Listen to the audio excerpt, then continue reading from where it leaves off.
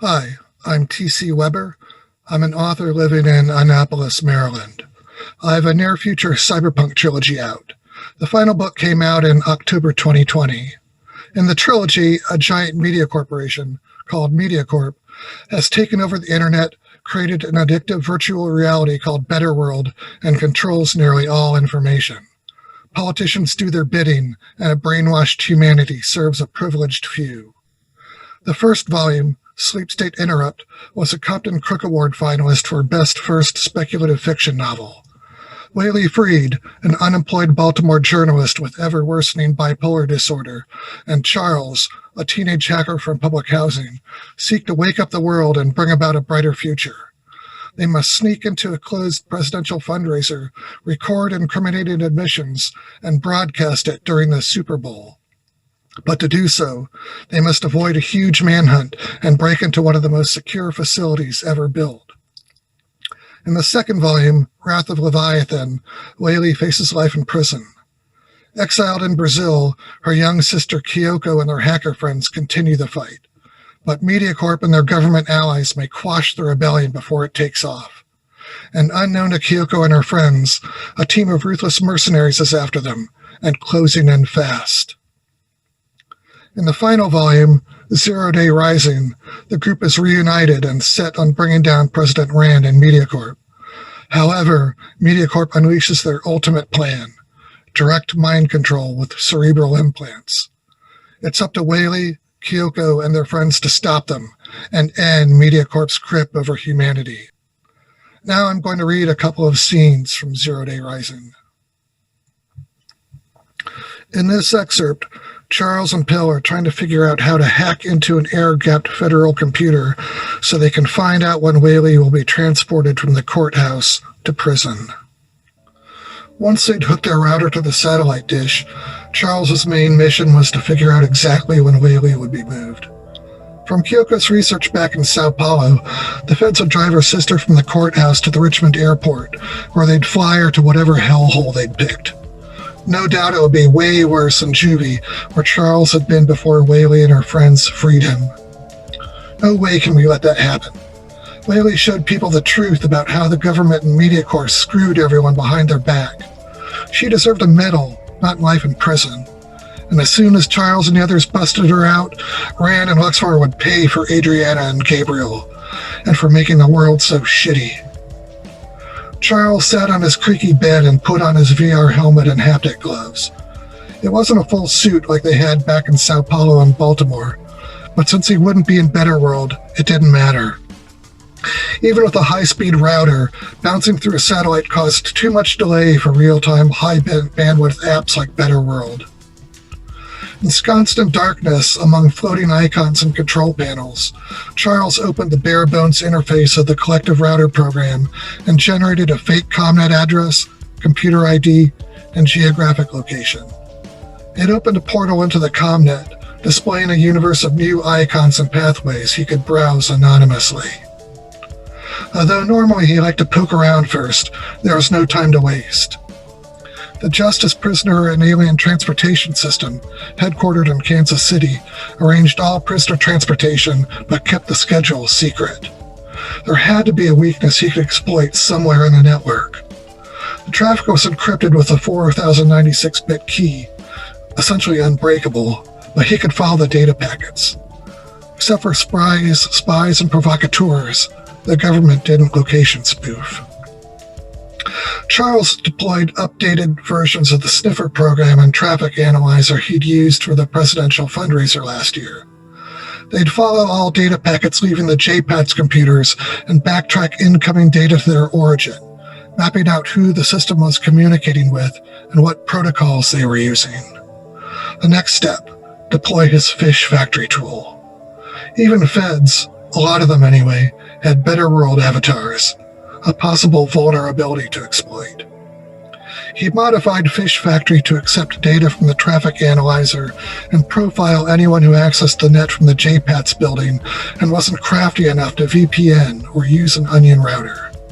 He did the same for users who worked near systems that interacted with JPATS, like in courthouses, jails, and airports.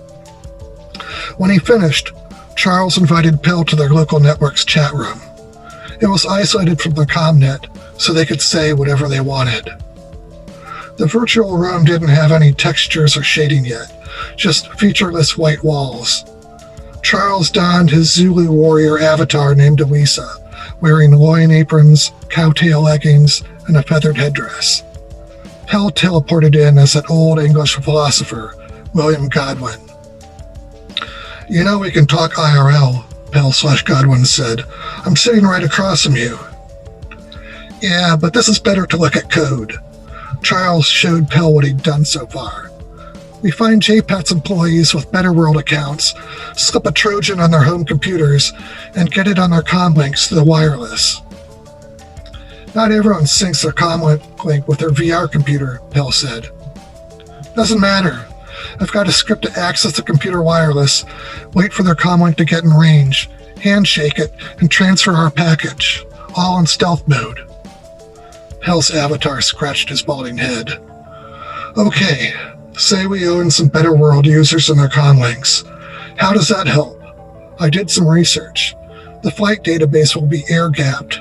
JPATS follows federal standards for computers handling sensitive data, which includes physically removing wireless chips and antennas. Everything's hardwired." "Yeah, that'll be the hard part, especially being thousands of miles away with no insiders. It would be even harder than their Super Bowl hack, where they'd had physical access to the machines and Hubert's help." "And the clock is ticking," Pell said. "Kyoko said we only have a month or two, tops." Greetings, brothers and sisters. We hope you are awake. The collective commends Whaleyfried and Dr. Doom, now known as Iwisa, for showing the world the dangers of information monopoly and control on behalf of a privileged few. We condemn all attempts by governments and corporations to control the internet and tell us what to think. We especially condemn MediaCorp and their government toadies who have made it impossible for any independent voices to be heard. We express our admiration for Whaley and Iwisa, and of course Sister Kyoko and all the other freedom fighters, and pledge our support in the revolution to come. Together, we can build a new world where we are truly free. Join our cause before it's too late. This next scene is from Kyoko's point of view. The Finn & Tonic, a 42-foot fishing boat they'd chartered with cryptocurrency, bounced into the furious black sky and smashed down again with a crash. Kyoko gripped the arms of her tightened-down swivel chair and fought not to throw up or scream in terror.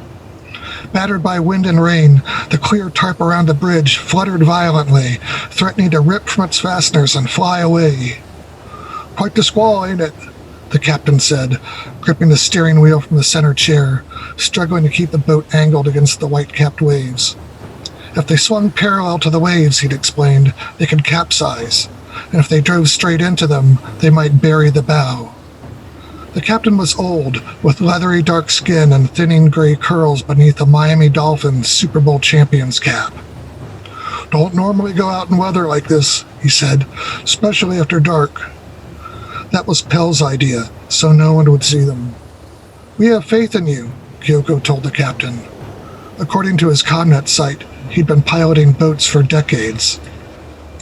Gripping the other passenger chair on the bridge deck, Nicholas stared into his augmented reality glasses, verifying their course and monitoring the VHF radio for Coast Guard patrols. Pell had lessened that worry by calling in a fake tip about drug smuggling into Biscayne Bay, well to the south.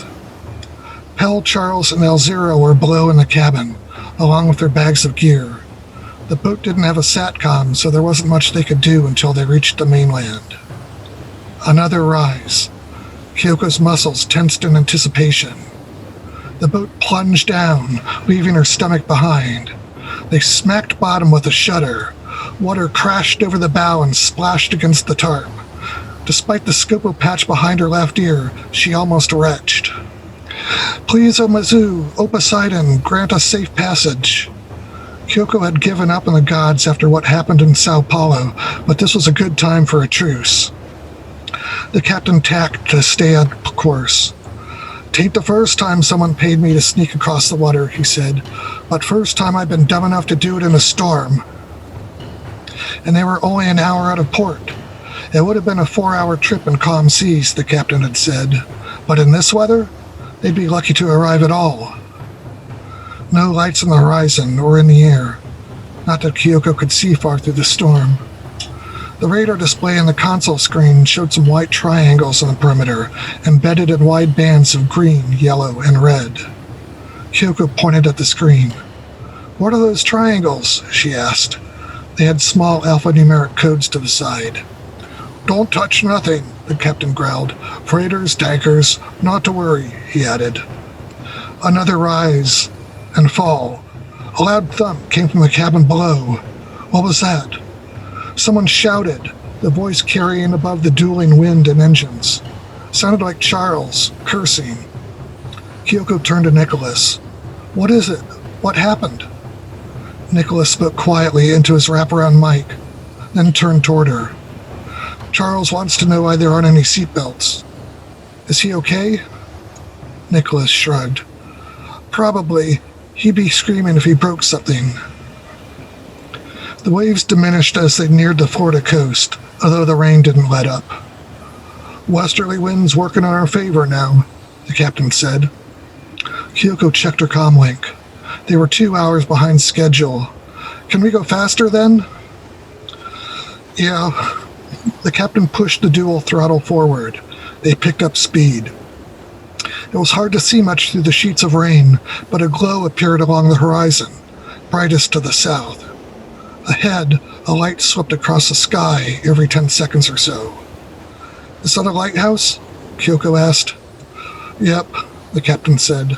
"That's the Jupiter Lighthouse. That's where we headed. I got a GPS navigator, but I like to see where I'm going."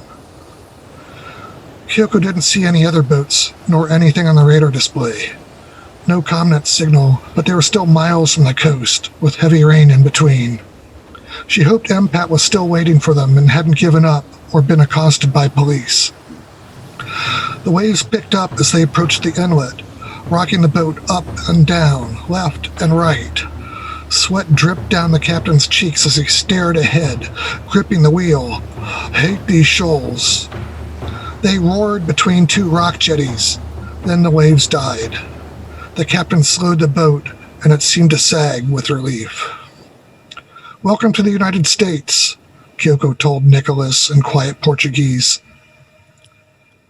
Thanks for listening.